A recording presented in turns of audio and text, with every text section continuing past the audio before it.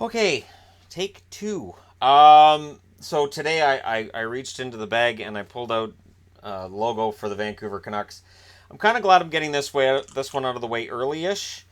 I will be doing this for every team that missed the playoffs, and then once teams are out of the playoffs, I'll be doing ones on that as well. So yeah, the Kings are now in the bag as well to get done. The Canucks are an interesting team, and it's kind of a fun time as a Canuck fan because the Sedins are gone, and what that means is that the team can get a new identity, and it's going to be a rough ride. And I know that I'm not expecting them to all of a sudden be a playoff team next year. They're not going to do what Colorado did. Colorado last season dramatically underachieved. Colorado still had all the pieces to be better than what they were. And Vancouver really doesn't have that lineup. They don't have the Nathan McKinnon. They don't have the Rotten. They don't have the Landeskog. They don't have that up front. They have pieces that could become that, but I think it's going to take longer than it took for Colorado to turn things around. The first thing I'd like to point out is Louis Eriksson, to me, looks like he's going to get bought out. And I don't say that based on anything I know about Jim Benning or any of that, but for the first 2 years in Vancouver, when you look at his body of work, it just doesn't work. And there's a penalty when you buy a guy out, but you know what? It might be best for the Canucks to cut him loose. And if they cut him loose and they buy out those last 4 years of his contract, I really think that he'll get offers from other teams. Remember when Vinny LeCavalier got bought out? And everybody's like, well, that's good because his contract sucked. And Philly grabbed him right away. There will always be somebody out there to take a guy who scored 30 goals not that long ago and just didn't have the right fit in Vancouver. They brought him in to play with the Sedins and it never worked. Um, so his $6 million gets bought out. That's going to be even more cap space.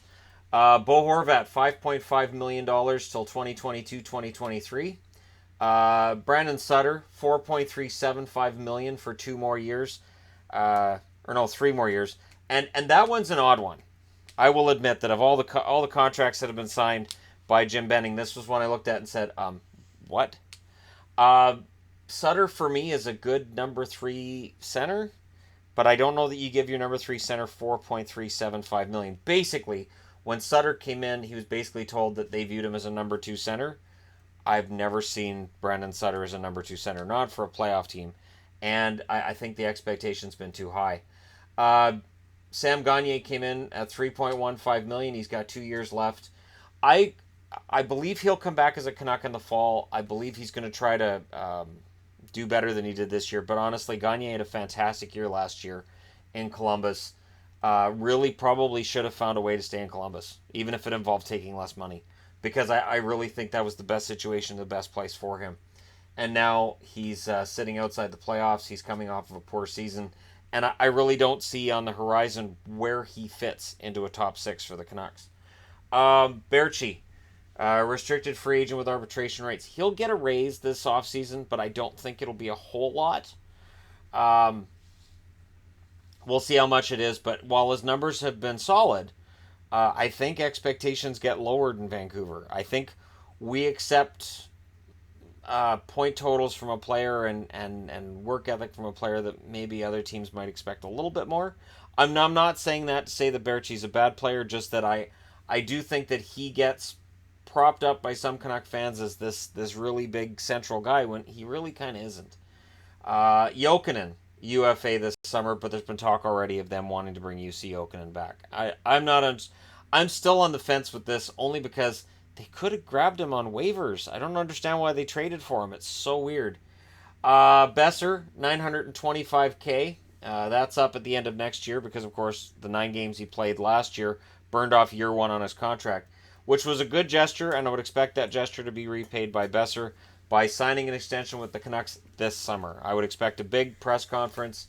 I would expect to see Jim Benning out in front of the press with Besser, probably with Horvat sitting there too. This is our core right now, and maybe Pedersen sitting there as well, just like, hey, what's up? Besser's a fantastic talent. Who it's a shame that his season was cut short. Thankfully, his career wasn't cut short by hitting the door like that, though. Let's be honest. Adam Gaudette, 916K. He's got 2 years left on his contract because they burned off the first year of his. Really, really interesting one here. Adam Gaudette, what is he? So Hobie Baker winner, great. So he was the MVP for NCAA. But is Gaudette a guy that the Canucks are going to get a lot of offense out of, or is he just going to be a pretty decent third line option? And if he's a third line option, especially if that's in the middle, where does that put Sutter as $4.375 million? That's an honest question. Virtanen, RFA, I really wouldn't be surprised to see him get moved this summer. He's got enough talent that sometimes shows through and excites fans and makes them think, hey, he's finally going to do it. And then he has those cold streaks that just it eats away at your soul. Gauntz, 750K. He's up next summer. He's an RFA with arbitration rights. Gauntz has a lot of heart and a lot of effort. Almost no offense to his game whatsoever. Boucher, restricted free agent with arbitration rights. Archibald's UFA this summer. I would be shocked if Archibald doesn't re-sign with Vancouver. And if he doesn't re-sign with Vancouver, somebody will grab him July 1st. Archibald is a very solid player. And I'm saying that as a guy who during the preseason wasn't a fan of Archibald's game. Leipzig, 650K. He's up next summer as a restricted free agent. I think Leipzig showed enough that he'll probably come back next fall. The thing is, there's a lot of these guys are okay, let's give them a shot players. There's a lot of them with Vancouver. And Leipzig's just one. Dowd is a UFA this summer. I don't think they bring him back. Granlund's an RFA with arbitration rights and back with Dowd. Dowd seems like the kind of guy that 10 years from now will have to remind fans Nick Dowd was a Canuck. Granlund, RFA with arbitration rights. He's not going to get a raise based on this season. If he'd been an RFA last summer, would he have ever got a raise? And Mott, who they got from Columbus, 925K. He's an RFA next summer. The interesting thing with Mott is that he'll have to clear waivers next fall if they decide to send him down. So, there's a lot of interesting pieces here, but not a lot of star power, really, honestly. On the blue line, and I've already put dashes next to the guys that I think are your top 6. Edler, $5 million. He's up next summer. Could get moved. Tanev, he's up the year after, $4.45 million. He could get moved. Goodbranson, $4 million until 2020, 2021, and everybody went nuts. Oh, he's paying Goodbranson $4 million. It doesn't matter. I'll get to why. Delzato, $3 million until next summer when he's a UFA. Hutton, he's making $2.8 million. He's an RFA with arbitration rights next summer. I would be very surprised if Hutton starts the season as a Canuck in the fall. I think his time's up. Stetcher's an RFA with arbitration rights this summer. Pouliot's RFA with arbitration rights. Pouliot played great at the start in Vancouver. Towards the end, though, some healthy scratch kind of stuff and some moments.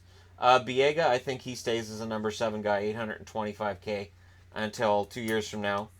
In net, Markstrom, 2 more years left at $3.66 million. Nilsson is technically still under contract for next season, so they're paying $6 million for this duo in net that just wasn't solid enough or consistent enough this year. They're both UFA at the end of their contracts. And I just put up here, Luongo right now still has the $800K with Vancouver until 2021-2022 because that's the retained salary from the trade with Florida. Of course, if Luongo retires, then there's the cap recapture penalty that comes in against Vancouver. They signed that huge contract for Luongo. If he retires next season, then the Canucks are going to get penalized. But $80 million, and I'm just using this again as the example. If it's an $80 million cap in the fall, and that's the rumored numbers between 78 and 82, so I'm saying 80. $27 million is what they have currently in cap space. $27 million, and they don't have any key guys up other than Besser. Besser is going to get paid.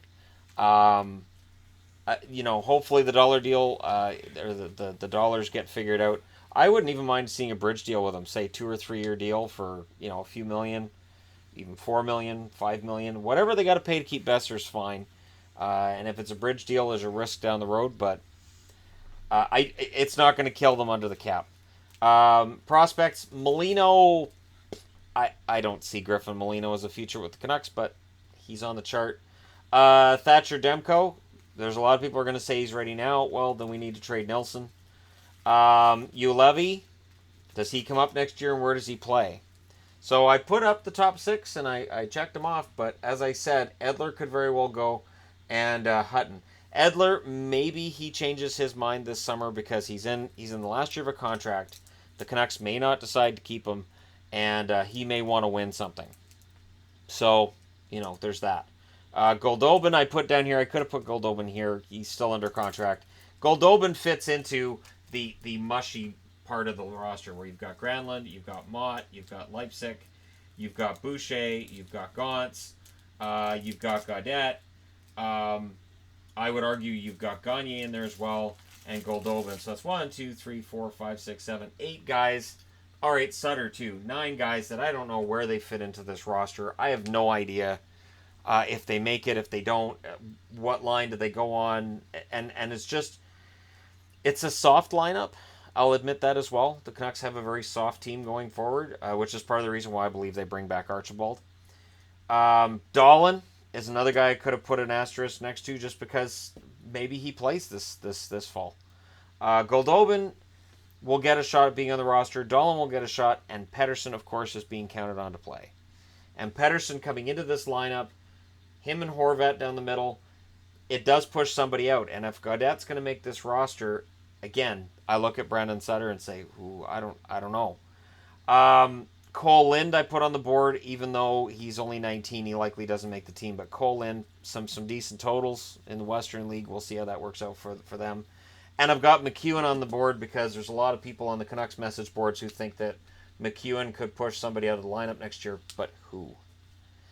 So this is the dilemma that I have as a Canuck fan. There's all kinds of names, or bodies, if you want, but there's not a lot of guys I look at and say, wow, I can't wait to see how this line's going to perform together, because I don't know what line anybody's going to end up on. I don't envy Travis Green trying to make something out of this and make it competitive. They haven't fully said the word rebuild to any grand amount. They're clearly in a rebuild, but they're not picking up draft picks in the rebuild, so it's kind of a strange rebuild. But I'm a big fan of the idea that they have to get younger. They've got younger. There's not a lot of old guys on this roster.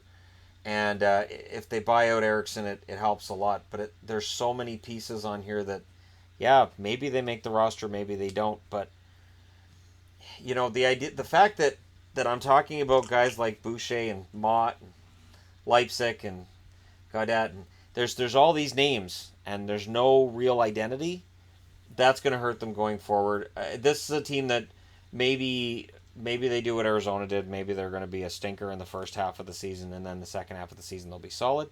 But at any rate, let me know what you guys think in the comment section below, especially, as a Canuck fan. Are you excited about that $27 million in cap space I'm showing there? Do they get in on a big name free agent? I'm not going to mention them because the Canucks don't need help down the middle. So honestly, signing Tavares at this point I think would actually be a huge mistake. And Tavares isn't going to come to Vancouver, so it's a pipe dream. But where does this cap space go? Who do they bring in? Who do they get rid of? Which of the guys with the asterisks makes the team? Which ones don't? Who do they bring back? Do they re-sign Jokinen? Because if they do, he gets an asterisk too. I don't know. What is this team? What is this team going forward? Let me know your thoughts in the comment section below. Don't forget to hit like and subscribe if you're browsing your way through. You just happened upon this video. And as always, thank you guys so much for watching. I'll talk to you again soon.